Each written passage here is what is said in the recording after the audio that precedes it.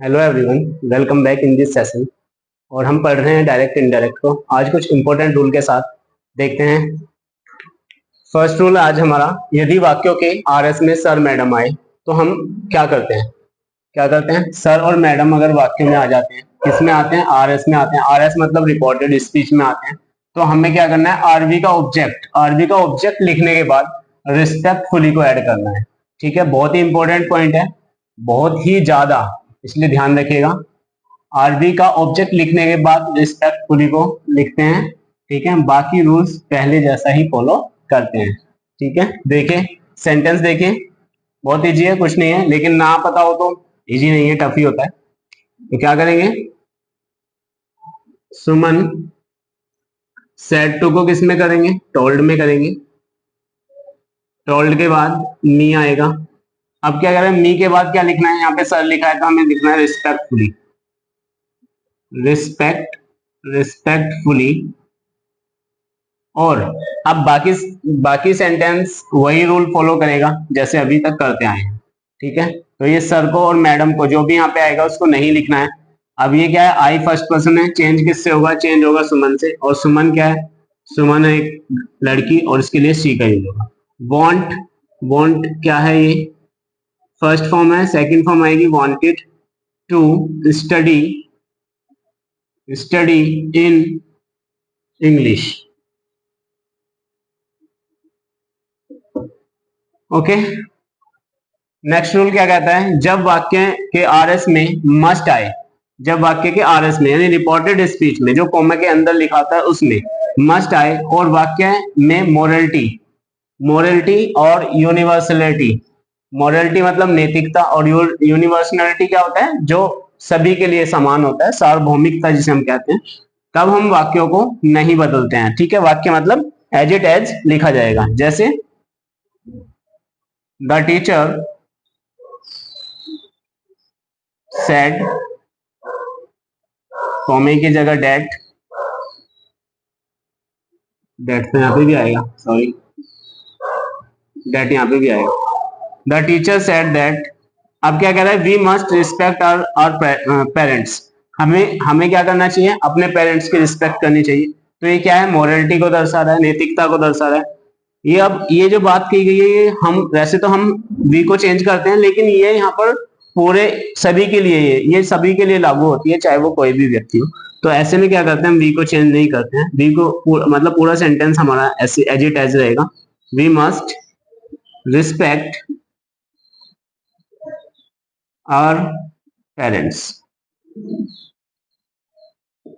ठीक है, तो इस तरह से हम इन रूल्स को यूज करते हैं।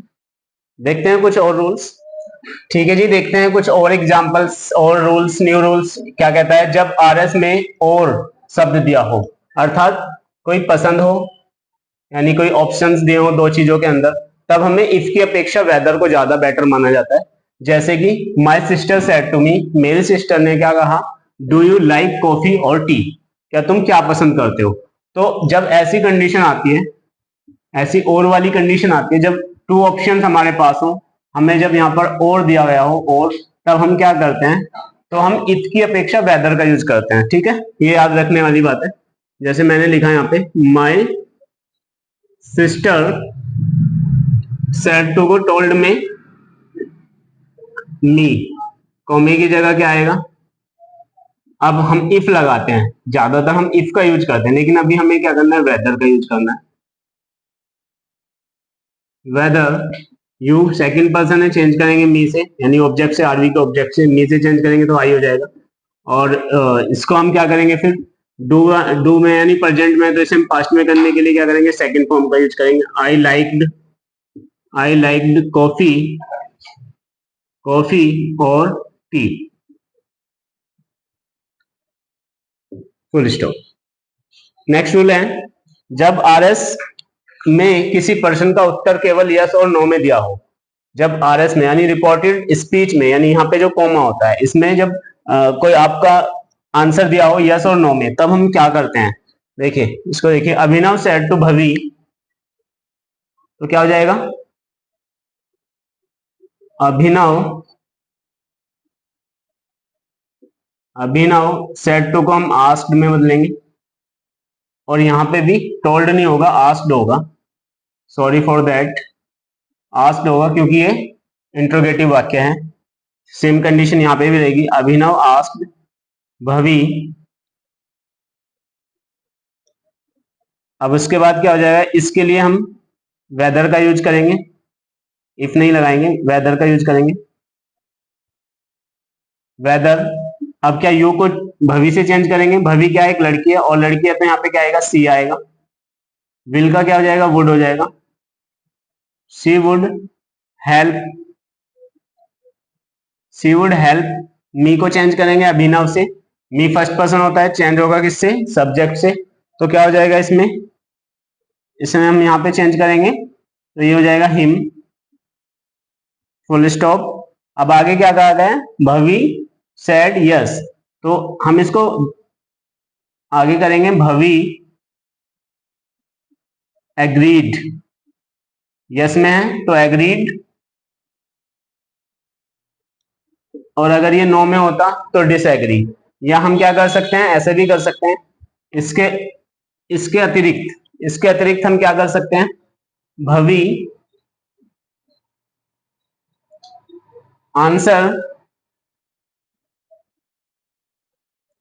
इन अफर्मेटिव,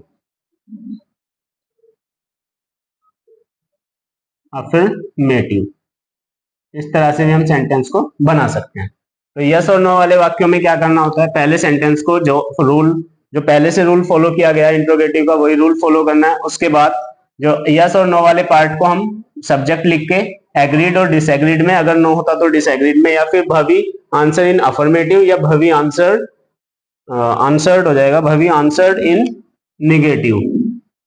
इस तरह से हम इनको बनाते हैं, ठीक है। तो देखते हैं कुछ और इंपरेटिव सेंटेंस। अब देखते हैं इंपरेटिव सेंटेंस के इनडायरेक्ट कैसे हम बनाएंगे। फर्स्ट ऑफ ऑल, आरबी में अगर सैड या सैड टू है तो उसके स्थान पे हम सेंस के अनुसार, भाव के अनुसार ordered, commanded, requested, advised, warn and asked आदि का यूज करते हैं। जैसे जैसे सेंस हमें नजर आएगा उसी के अकॉर्डिंग हम अपने वर्ब को चेंज करते हैं। जैसे यहाँ पे फर्स्ट सेंटेंस में क्या बताया गया, the teacher said to us stand up, teacher ने हमसे कहा खड़े हो जाए, तो क्या ये ऑर्डर होता है, टीचर वैसे ऑर्डर ही देते हैं, मोस्ट ऑफ ऑर्डर ही होता है। तो the teacher ordered us, said to को ऑर्डर्ड में, और कॉमे के स्थान पर क्या आता है, टू आता है, याद रखिएगा। कॉमे के इंपरेटिव वाक्यों में कॉमे की जगह टू लगाते हैं। Stand up, stand up, full stop. She said to me please wait here till I return, उसने मुझसे कहा मेरा इंतजार यहां करें, कृपया मेरा इंतजार यहीं करो जब तक मैं आऊं। तो क्या हो जाएगा, सी, अब देखिए प्लीज आया है तो प्लीज क्या शो करता है, प्लीज शो करता है रिक्वेस्ट को, तो हम क्या करेंगे, सी रिक्वेस्टेड मी, प्लीज को नहीं लिखा जाएगा, टू लगेगा, please requested me to wait here till I, first person है, चेंज किससे होगा, सी से होगा, तो सी रिटर्न, अब रिटर्न का क्या हो जाएगा, रिटर्न हो जाएगा, डी लग जाएगा, रिटर्न, यानी फर्स्ट फॉर्म है तो सेकंड फॉर्म में हो जाएगा। नेक्स्ट वाक्य क्या कहता है, my mother said to me be honest, my mother said to me, यानी मेरी माँ ने कहा बी ऑनेस्ट, ईमानदार रहो। अब ये क्या, ये एडवाइस को शो कर रहा है, किसको कर रहा है, एडवाइस को। तो कैसे बनाएंगे इसको, my mother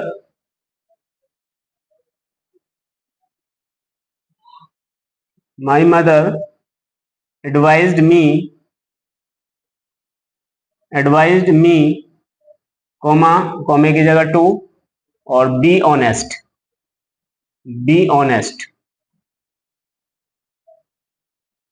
full stop.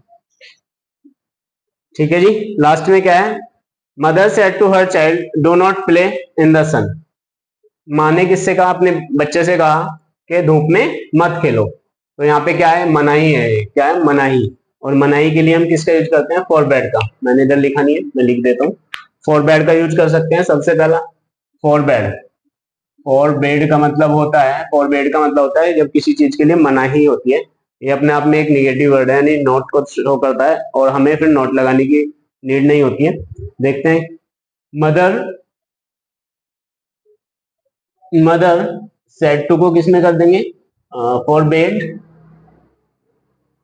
फॉरबेडेड। Mother forbidded her child, her child to play in the sun. ठीक है, एक तरीका तो ये है इसका। दूसरा तरीका इसका हम इसे ऐसे ही बना सकते हैं, mother, mother advised, advised to, sorry, advised her child, child not to play in the sun. ठीक है, दूसरा तरीका ये हो सकता है इसका।